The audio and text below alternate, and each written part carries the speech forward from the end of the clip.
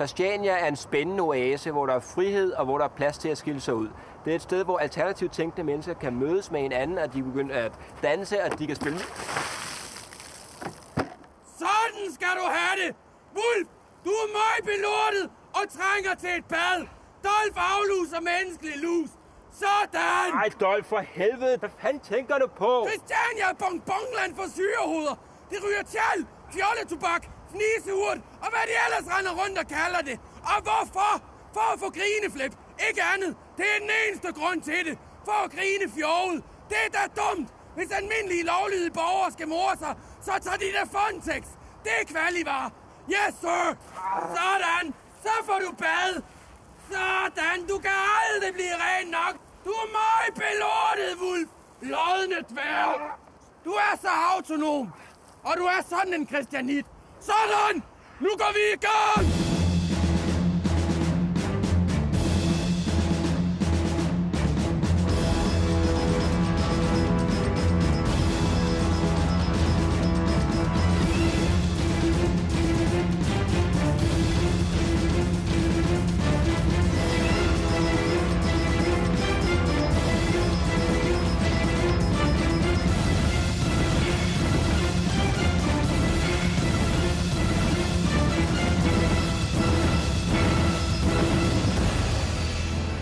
I dette program skal flodhesten Dolf og Wulff besøge fristaden Christiania i København. Projektet er enkelt. De skal tilbringe en dag derude og med egne øjne se, om det faktisk er muligt at skabe et alternativt samfund.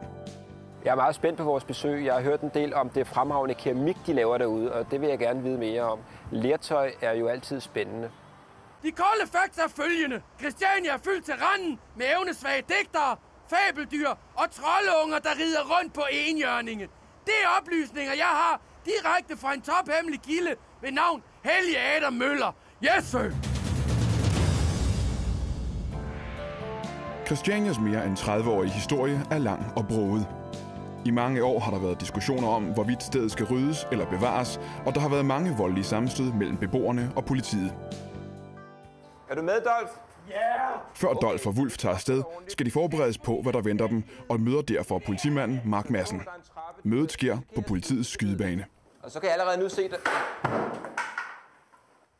Lynhurtigt op! Der var ingen, der så noget. Okay, vi skal møde en anden mand. En politimand et eller andet sted. Der er faktisk ikke nogen her. Det er... Nå, okay. Goddag. Hej så, Michael Wulff. Mark Madsen, det danske politistyrke. Det er Dolf. Dag, mit navn er Dolf! Dag, Dolf. Mark Madsen. Ja, vi er glade for, at du gider at ligesom forberede os til, at vi skal på Christiania. Ja, det kræver lidt forberedelse. Skal vi komme ind for? Ja. Ikke så meget snak. Nej, ikke så meget. Skal vi komme ind for og kigge lidt på det? Ja, skal vi Christiania kræver noget forberedelse, lad os komme i gang! Det foregår derinde! Det foregår derinde, sagde jeg! Ja. I skal vide en ting, det er, når I kommer ud på Christiania, så er I omgivet af fjender. Der er nul tolerance. Den her type mennesker må ikke få for lang snor, og sådan er det bare. Man skal aldrig servere fjenden en alt for lang snor. Ikke når man går i krig. Det er nemlig rigtigt. Så kort snor som muligt, når du er i krig, eller ude på Christiania. Eller helst ingen snor. Det er for langt. Det er meget okay. Men helst ingen. Nok om det med snoren. Det er faktisk ved at sige om de her christianitter. Bare så I forberedt, at de er værre end de autonome. Okay. Jeg var med den 18. maj. Ja. Okay? Okay. Det var mig, der råbte, skud efter pengene! Okay. Tillykke med det, Mark. Tak skal du have. Ja, jeg burde måske have råbt, skyd efter hovederne. Det er jo ikke hovederne eller ejermandens skyld, eller benenes skyld af hovedet, da han er helt fucked op i hovedet. Eller. Det burde jeg have gjort. Puff! Skyd efter hovedet næste gang. Mark Madsen, du virker uhyggelig intelligent. Dolf saluterer dig. Du er min nye soulmate. Tak skal du have, Dolf. Okay, men det er fint, de er ved at finde ud af det sammen. Og... Sådan, totalt. Lad os få kigget lidt på det her. Har du set sådan en før, Michael? Nej. Dolf, pas lige på. Det der skal du nok ikke have fat i. Jeg tror ikke... Jo, lad ham da kigge. Ja, lad ham kigge, Michael. Han kan jo godt lide. Sådan. Mark. Ja, vi skal på Christiania. Undskyld, må jeg lige sige... Mark Madsen, vi indtager Christiania. Drenge. Det nye navn. Kom så. Er du klar, Mark? Jeg er klar, Dolf. Op på barrikaden. Lad os lægge dig ned. Væk. Undskyld. Hey, stop lige i gang. Hey, altså, det her tror jeg ikke... Hvad sagde jeg lige til dig, Wulff? Så vidt jeg har forstået, er jeg jo ikke christianit. Jo, du ligner sgu en christianit. Nej, ikke, så hører vi os. Jeg hører det gang. Så hører vi os, Wulff. Må jeg spørge om ting? Mark, du snakkede noget om, at jeg skulle ned og ligge. Jeg er lidt nede, ikke? Altså, Du er helt nede, når vi siger det. Er det en christianit? Er de nede? En christianit. Helt nede. Sådan! Vi afhører ham. Hvad ved du? Hvad ved du? Må jeg spørge, Mark, er det, Hvad ved du? er det nødvendigt for at blive forberedt til en tur på Christiania, det her? Svar på spørgsmålet! Lad mig få spørgsmålet en gang til. Svar på Hvad ved du? Hvad foregår derude? Hvad foregår der? Svar! Den danske politistyrkes nummer 1 prioritet er ikke at hjælpe ender over gaden, okay? Så skal vi sige, den får vi lige smidt ud. Hov. Lige den ind igen der.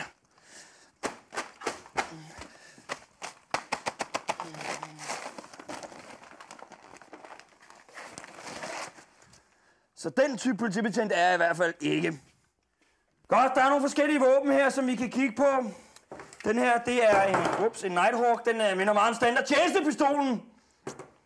Det her, det er en Magnum. Det er måske mere sådan, du skal have fat i, som er en tromlepistol, som man bruger meget i... Det sprøjter ud med patroner af dem. Ja. Det skal man passe lidt på med. Ja. Pumpgun.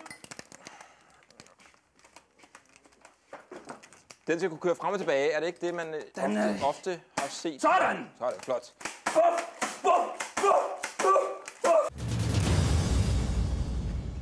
Efter ganske kort tid i selskab med Mark Madsen, er det tydeligt, at han tilhører den gruppe af den danske befolkning, som er stærke modstandere af Christiania. For at Dolf skal høre en anden og mere positiv opfattelse af stedet, bliver han sendt ud for at møde en af fristadens tilhængere, rapmusikeren Jokeren. Så skal der strammes op. Dolf er ankommet. Goddag, Dolf. Hvad siger du? Velkommen til. Kan du godt lide Christiania, dit asshole? Jamen, jeg synes, Christiania er et dejligt sted. Jeg bor selv på Christianshavn lige i nærheden, og jeg kan godt lide for eksempel at gå en tur derned. Hold kæft, kælling! Hass og Christiania har gjort dig feminin og blød. Det er tydeligt, du er ved at blive et kvindemenneske. En ho. Men Dolf skal nok gøre dig til en mand. Du skal i ninja-træning. Nu! Nå, ynglige hip-hop wannabe. Du er min elev. Dolf vil gøre dig til en handlekraftig mand. Første lektion. Det perfekte cirkelspark. Dolf demonstrerer. Heja! Heja! Kan du se det? Dolf bliver halvt albatros, halvt knivskarpt spyd, der tordner gennem luften. Min fod er en skalpel. Imens Dolf tilbringer tid med Jokeren, får Wulff yderligere et indblik i Mark Madsens forhold til Christiania og dens indbyggere. Derude, der foregår lidt af hvert. De sidder meget i nogle rundkredse, spiller musik på deres mandoliner, reggae, beskidt hår, ryger føde. Kort sagt, det er en rotterede, der skal ryddes op. Og de burde faktisk fucking dø. Men er det ikke ulovligt at slå andre mennesker ihjel, bare fordi de har sandaler på og sådan noget? Du skal forstå, at vi ikke ligesom almindelige mennesker, vi laver vores egne regler. Det kan almindelige mennesker ikke forstå. De kan ikke forstå, hvordan det er derude. Det er ikke Byggemand Bob, eller Kai Andrea, eller Abe. Det er the real deal. Ikke? Allerførst arbejder vi med hænderne. Frem foran ansigtet, hele tiden arbejdende. Ind, så hurtigt.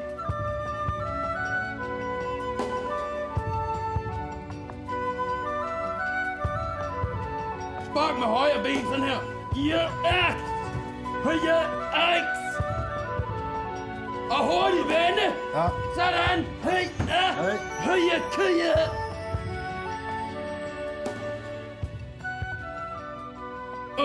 Ind med to. Dobbelt taki. Dobbeltarm. Ja, klar. Ja, sådan op, og så hurtigt tilbage. Hurtigt tilbage, yes. Frem, Okay. ja. Og så er det, der hedder dobbeltspark, hvor du også er hurtigt op med benene. Dolf, prøv at høre. Dolf, prøv at høre. Jeg har faktisk en karriere og et pladselskab og et liv og sådan nogle ting, som jeg lige skal passe. Så jeg tænker på, har du ikke også noget, du skal nå? Aha! Interessant og dramatisk vendepunkt. Elev vender sig mod lærermester. Pludselig bliver det alvor. Lærermester sætter elev på plads med dødbringende jiu-jitsu. Daniel San-sparket. Det er japansk og betyder den onde flamingo.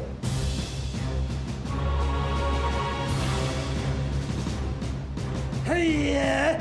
Heja! Heja! Det ser faretroende ud, Dolf, det må jeg sige. Au! Dolf, op igen. Prøv at høre, jeg mente det sgu ikke på den måde, vel? Væk! Prøv, det er okay. Ho! Prøv at, giv mig en krammer. Lærermesteren er desværre på nuværende tidspunkt nødt til at gå. Kom godt hjem. Jokeren, du er og bliver en kælling.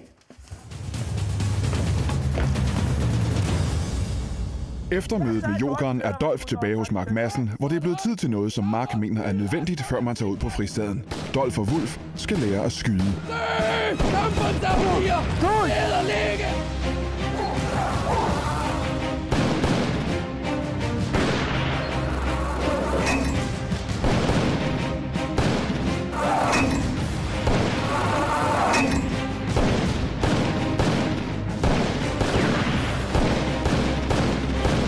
Dolf er jeres dag, godt fra en ninja!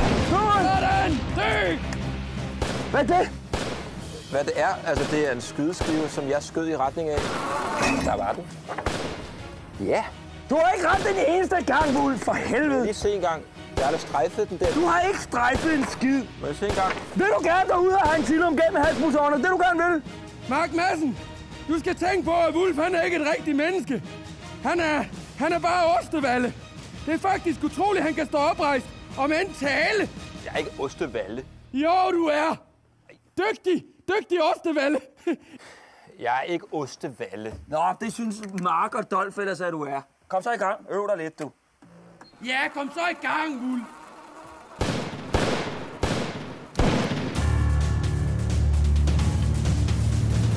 Det er blevet tid til at tage afsted, men først har Mark Madsen en opgave til Dolf. Jeg har brug for din hjælp. Vi har utroligt store problemer med at være undercover ude på Christiania i øjeblikket. Og derfor så tænkte jeg, når du alligevel skal derud, om jeg ikke kan få dig til at tage det her lille kamera med og filme al mistænkelig aktivitet, du ser. Et lille minikamera, som du kan se. Det her, det er en pose med bulgur, som vil glide fuldstændig ubemærket ind i omgivelserne ude på Christiania. De æder nærmest ikke andet derude. Kameraet er hernede. Hør en gang, altså det er fuldstændig sindssygt. Dolf skal ikke begynde at lave politiarbejde. Jo, jeg skal. Jeg arbejder for Mark Madsen, og det må du bare acceptere, Wulf. Sådan er det bare. Lad os komme afsted. Så længe målet er total tilintetgørelse af en drøm om et kosmisk fællesskab, er Dolf klar. Drømmen skal knuses. Efter forberedelsen er det blevet tid til at besøge Christiania. Dolf er meget fokuseret på at løse den opgave, Mark Madsen har givet ham, og skaffe optagelser af alt det afskyelige, der foregår på Christiania. Wulf glæder sig til besøget. Han har kontaktet en af sine gamle bekendte, folkeskolelæreren Vincent Albø Andersen, som i en periode levede på fristaden og stadig har sin gang der. Hej, Michael! Hej.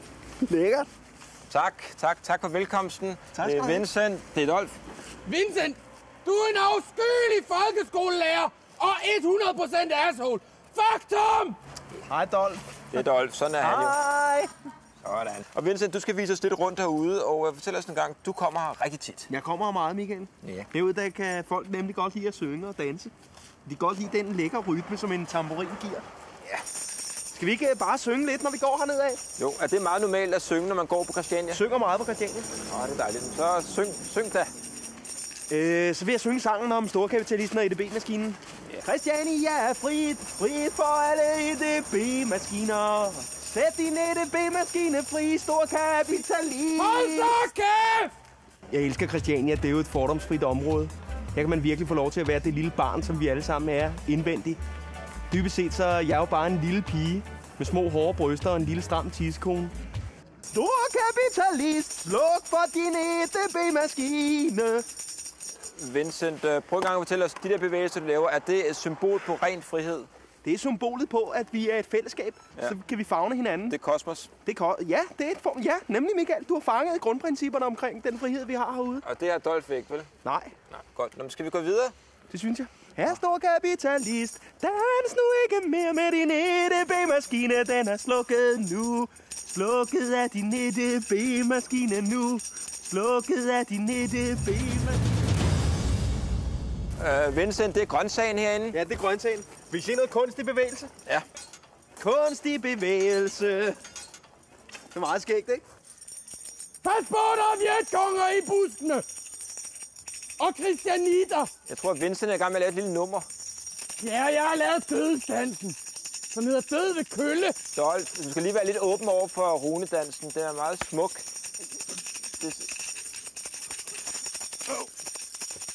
Wulf!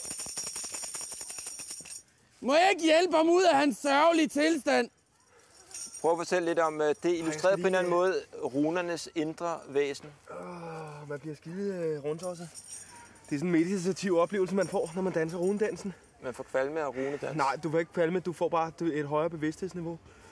Det var i hvert fald flot. Skal vi gå videre? Det synes jeg. Så Vincent, hvor er vi vej hen? Er det keramikværkstedet? Velkommen til Nemoland!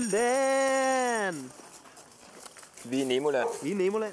Ja, det er dejligt. Det er et sådan mødested for alle Christian. Hey, Rollerboy! Hej, det er Rollerboy. Hej så, goddag. Michael. Jep, hej så. Hej så. Hej. Rollerboy, du bor herude på Christiania, eller hvad? Ja, selvfølgelig. Hej.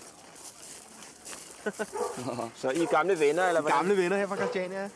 Jeg bor herude, selvfølgelig gør det. Okay, hvad render du rundt og laver herude? Rundt på mine skates hele dagen. Jeg vil så, der jeg hedder Rollerboy. Hvad sker der med, at jeg bor på Christiania, har boet her lidt så længe, jeg kan huske et halvt år eller sådan noget lignende. Jeg er født i Albertslund, hvor jeg voksede op med min mor. Og nu bor jeg i den her tipi. Det er kun lige midlertidigt, indtil jeg finder et lidt bedre sted at bo. Men den er okay søde, men den er også lidt kold om vinteren. Men Rollerboy, du har rulleskøjter på. Og... Ja.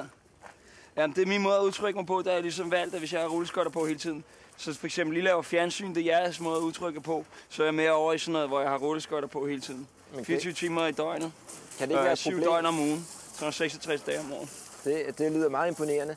Men kan det ikke være et problem nogle gange? Sådan, altså, der er jo ikke asfalt alle steder, sådan for eksempel her, Jamen, hvor det er okay, fordi jeg er jo overdrevet smidig, så jeg kan køre på det alle underlag, så der er ikke noget underlag, der er dårligt for mig. Så er der nogle af de andre sådan skaterne op på skateparken, de synes, det er et whacked underlag. Men jeg synes, det er meget godt, fordi jeg kan jo godt køre på det alligevel. Og hvis der sker noget, så er jeg rigtig smidig. Hvorfor har I sådan en svedig blå elefant med, mand? Den ser du for vildt ud. Blå elefant, det er en flodhest. Ja, Rollerboy.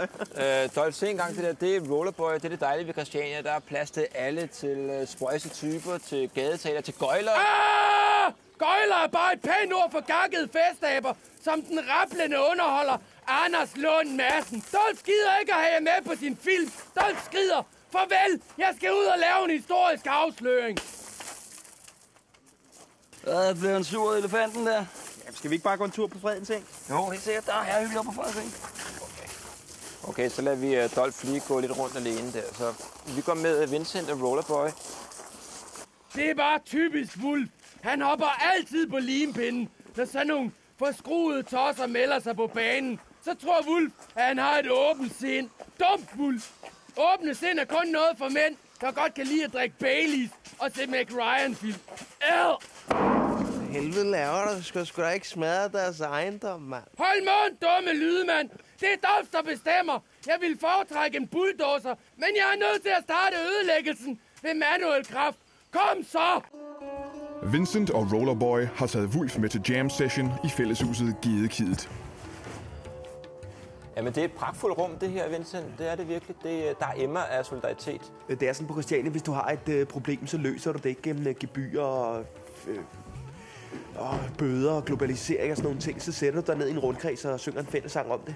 Derude, der har vi ikke nogen fordomme. Nej, det har vi ikke. Det er ikke nogen, der bor oppe i Hellerup, men der er fyldt med fordomme. Nej, det er rigtigt. Det er en anden måde at sige det på. Skal vi ikke bare jamme over det tema? Hellerup, hvorfor er du fyldt med jyløsjagter? Og Mercedeser. Og Mercedeser. Hvis du synger Mercedeser. Mercedeser. Hvorfor er du fyldt, så kommer du. Mercedeser.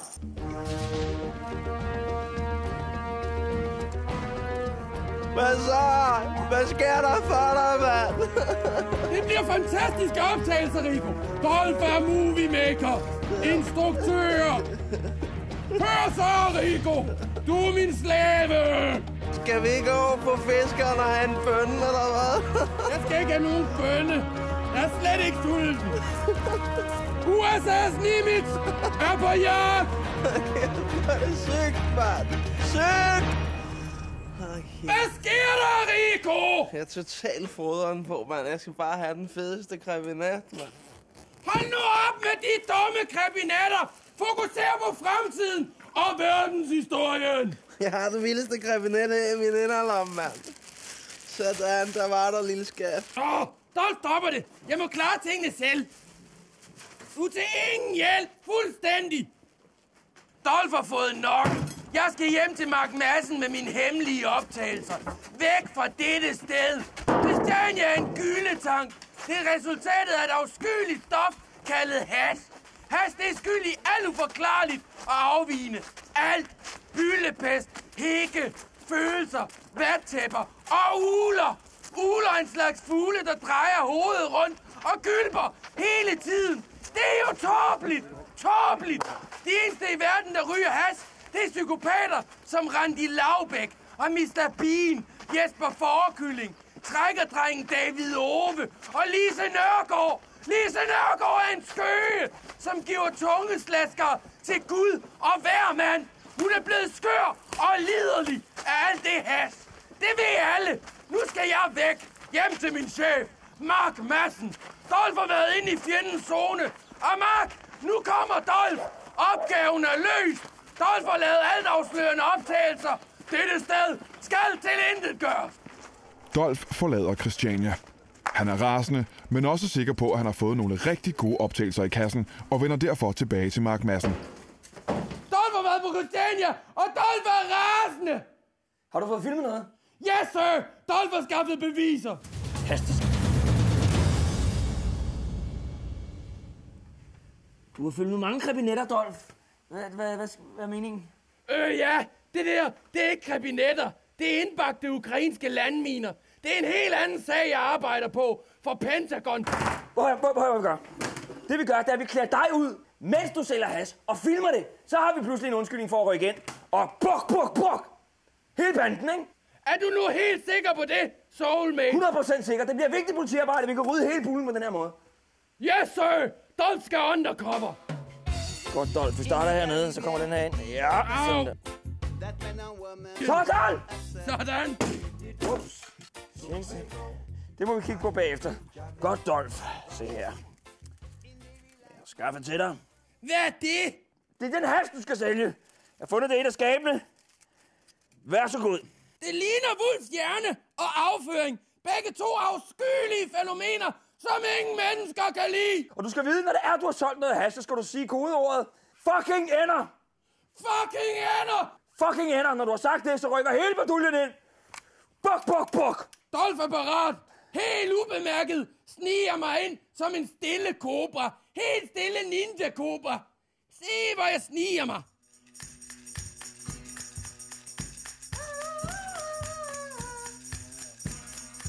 Imens Dolf gøres klar, fortsætter Wulf med at tilbringe tid med Vincent og Rollerboy. De bevæger sig længere og længere ind i det pragtfulde univers, der kaldes sang og musik. Klokken er 15:23, og Dolf går i aktion, parat til at løse opgaven. Iført forklædning giver han sig nu ud for at være Christianit. Jeg er Christianit. Jeg er ikke jægersoldat/ninja. Se, hvor klodset jeg bevæger mig. Som om jeg har røget hash. Nej, hvor jeg staver rundt. Og så får jeg grineflip lige pludselig. Ha. Mark Madsens plan er enkel. Dolf skal lokke en Christianit til at købe hash, og dermed give politiet en undskyldning for at rykke ind. Køb hash! Køb tjal! Køb fjolletobak! Dolf, jeg mener dum hippie, tilbyder rød Marokko og blå bols, pink lady og andet hash. Jeg har det hele! Idioter! Kom nu og køb noget tjal, så jeg kan komme i gang med at tilintetgøre jer alle sammen. En herre venter. Køb nu bare noget hash. Kom nu! Hej. Hej, goddag. Ja, hej. Ja, du har tabt. Han er skidesød. Idioter! Kom nu og køb noget tjal. Ej, hvad fanden er det, der sker der? Ej, altså... Ej, hvad fanden laver han? Køb tjal! Hvad er Dolf gang? Køb fjolletobak! Dolf, er du ikke klar over, at vi gider ikke have det lort herude? Dolf, hvad sker der? Hvorfor er du klædt ud? Hvorfor står du og sælger hash? Hov! Christianit køber hash! Ej, hvad Sådan, bum med Vi gider lum! ikke have det lort, altså. Så Slap er det dog af. gjort! Dolf har solgt hash til Christianit! Fucking ender! Kodeordet er sagt! Fucking ender! Så skal I bare se! Godt. Hvad har de her? Hov, sætter! Ja, tak. Det går sgu fint. Konfiskerer jeg. Det er politiet kl. 15:54, og du er anholdt. Haha! Og han er bare den første af tusinder! Jeg kender godt dig. Du er ude fra Engehave Plads. Du hjælper skolepatruljer over vejen. Det passer faktisk ikke! Mark Madsen, han er en af korpsets vigtigste dræbere. Ja. Det ved alle. Ja. Han er ude på Engaveplads. Du hjælper ind over vejen. Skal ikke høre på det syrehoved. Selvfølgelig er jeg politibetjent, ikke? Totalt dræbermaskine. Nu får vi ryddet den her bule. Ja, hvad laver du? Undskyld, Mark. Jeg ved ikke, hvad dig og Dolph får gang i med den der hat og det der, men vi er i gang med at lave en reportage. Vincent, jeg vil gerne se noget keramik, så vi går videre. Så vi går ned og ser på keramik. Hej. Vi ses, Dolph, ikke? Vi skal lige ud og se noget keramik. Jamen, Hvad nu? Jeg går nu. Jeg skyder ham, hvis det er. Hvis ikke... Jamen, hvis vi ikke hvad? Hvad er det, du laver? Hvis I ikke gør, som jeg siger. Gør, som du siger. Jeg forstår slet ikke, hvad du har... Mark Madsen, ex-soulmate. Jeg synes ikke længere, at du er en fino fyr. Mark, hør lige engang. Hvad er det, du har gang i? Det giver jo ingen mening. Nu skal du pludselig skyde Dolph. Altså, hvad går det her ud på? Det går ud på, at jeg skyder ham, hvis det er I ikke. Hvis vi ikke hvad? Hvis I ikke gør, som jeg siger. Wulff, det nytter ikke noget at forhandle med terrorister. De er ikke til at snakke med. Dolph ændrer fuldstændig stil. Lige pludselig. Jeg ændrer mig og bliver til en ninja. Og bruger det gamle trick. Klokkeren fra Notre Dame. Jo. Sådan. Satan. Ned og ligge. Au, sådan. Au. Så er der ro på. Den her, den kan vi smelte om til en fagot. Au, mit ben. Hvad er det, du har gang i, altså? Ja, så står... Ja, hvad er det, du har gang i? Pis for satan. Røvhuller. Pis. Vincent, det må du undskylde. Altså, Christiania har været vildt søde mod mig og Dolph, og så laver Dolph til lort der. Altså, det er jeg virkelig ked af. Ja, jamen, Dolph, han er bare et lille barn. Udenpå, der er en blå flodhest, inde i, der er en lille barn uden for pædagogisk rækkevidde. Jeg har faktisk skrevet en sang om det. Vi kan synge den sammen. Jeg er en lille pige med spirende kønsbehåring. Kom nu, dans med mig. Kom nu, dans alle sammen. Dans den sang, jeg kan lide. Den sang, jeg kan lide. Kom nu, Dolph. Syng den sang. Syng den sang. Nu sker det! Vink farvel til livet, Vincent! Slap nu af. Vink farvel til livet! Her slutter Dolph og Wulffs besøg på Christiania. De har lært, at det er et sted med mange facetter, og at tingene ikke altid er, som de umiddelbart ser ud. Lige nu er det op som en ninja.